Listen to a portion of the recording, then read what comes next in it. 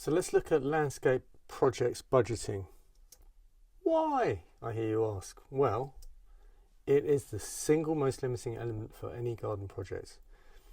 You can be really ambitious, you could have an easy site or a difficult site. It's always going to be money which is the most limiting element to your garden design. So it's really important to understand how the money works. So let's take as an example, this is very closely like a job I've just done. So let's have a look at this example where we have a £25,000 budget and we have a garden which is 8 metres by 18 metres. So what I like to do is find out how much that is per metre. So over on the right hand side in the dark green we've got £173 per square metre. That's the average cost, or the average amount of money per square metre with a £25,000 budget. And that just gives us a little bit of an idea of what we're looking at.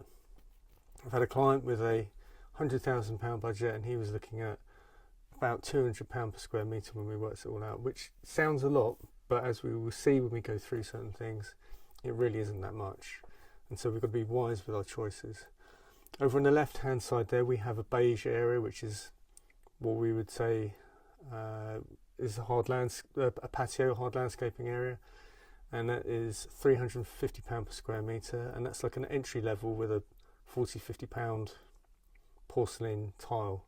So from there we could say, well, if we were using £200 material, we'd obviously add £150 to that cost, and so we could say that, you know, landscaping with this tile would cost £500 per square metre. So we can see that suddenly that's a lot higher than £173. So that means we have to lower the costs somewhere else. So in the light green area in the middle, we've got an area which would be lawn, so it's £40 per square metre, which is nice and low.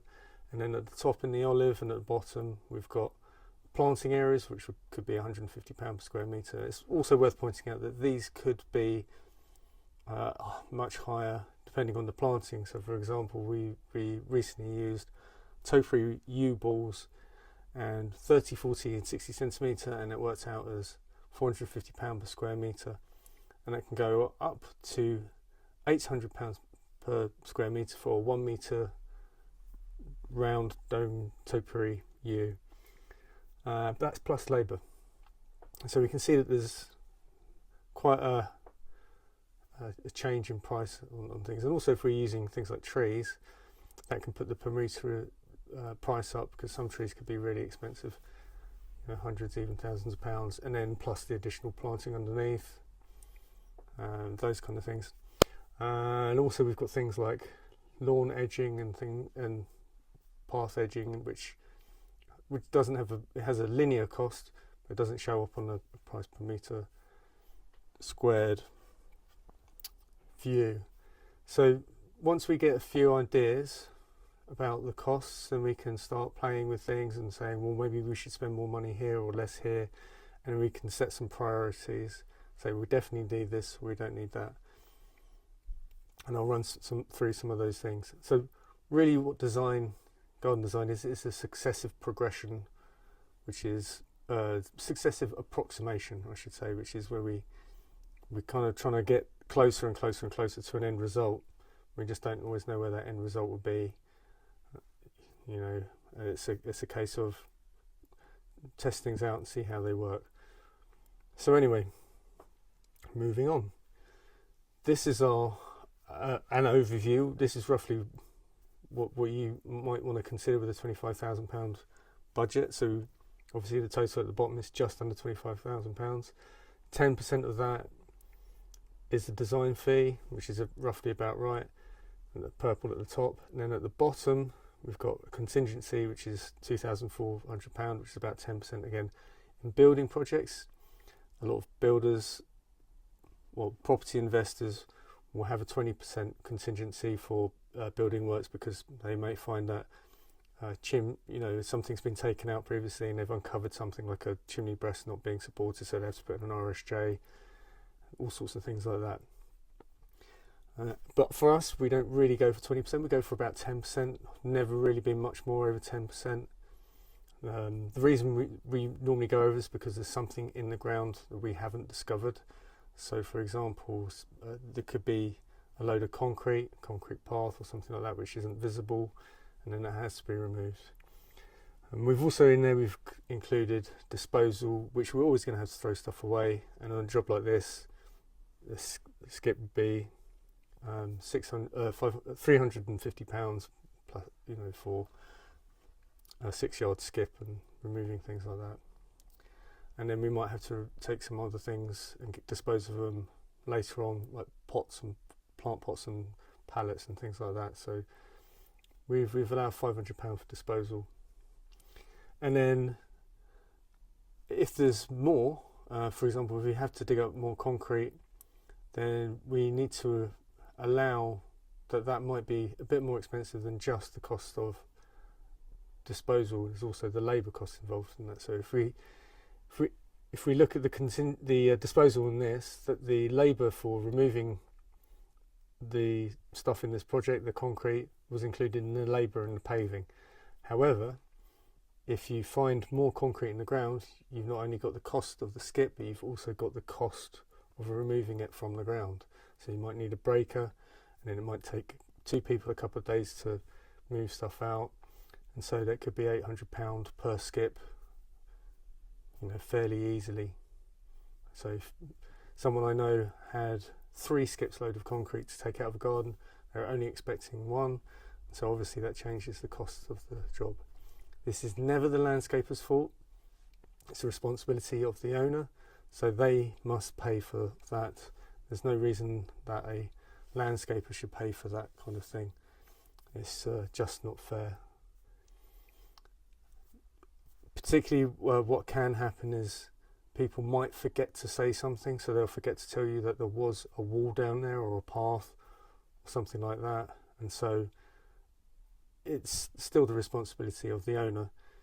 We can only tell so much from what's above the ground. We can do a little bit of a survey, but we can't dig over every square foot of soil before we begin and say, oh yeah, there's nothing here. It just doesn't work that way.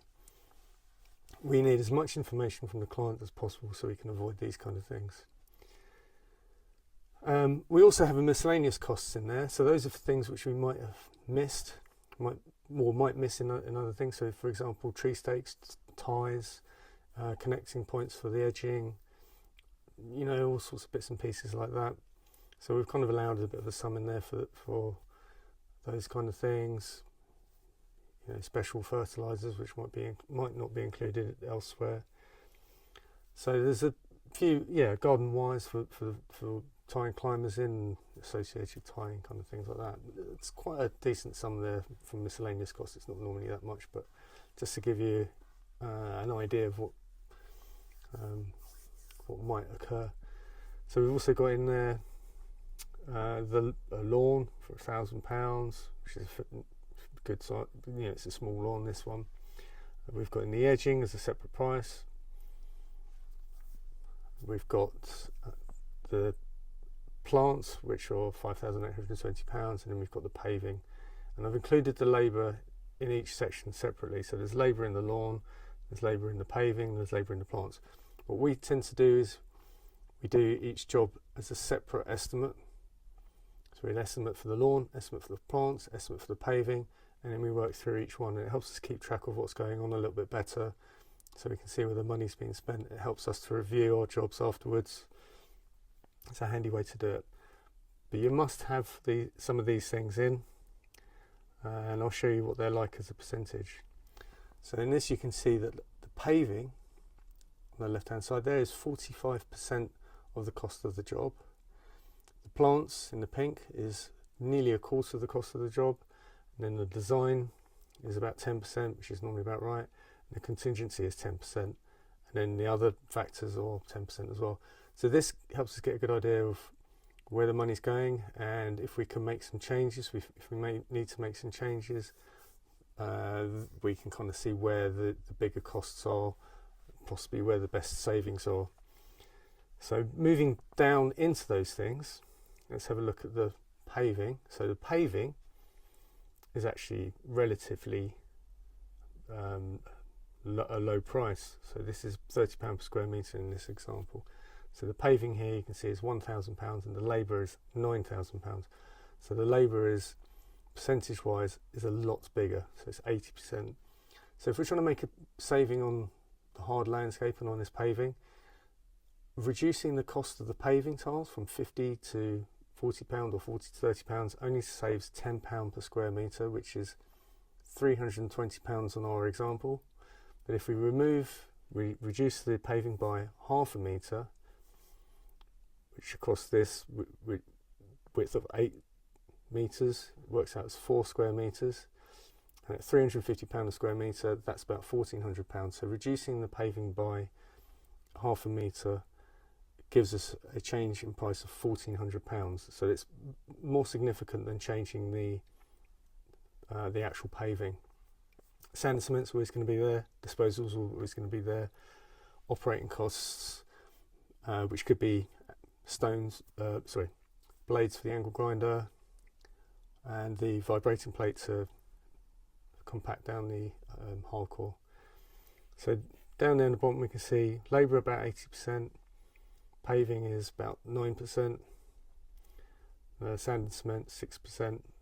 That's not accurate, but like I kind of guessed some figures in there really. So yeah, it gives you an idea of where money goes. So on the plants, slightly different story. The plants are out of £5,820, they are £3,800, and the labour is £1,500. So the labour there is a quarter, and the plants is 66%. Operating costs, we could kind of ignore that, doesn't really matter. Could be rotavators and things like that.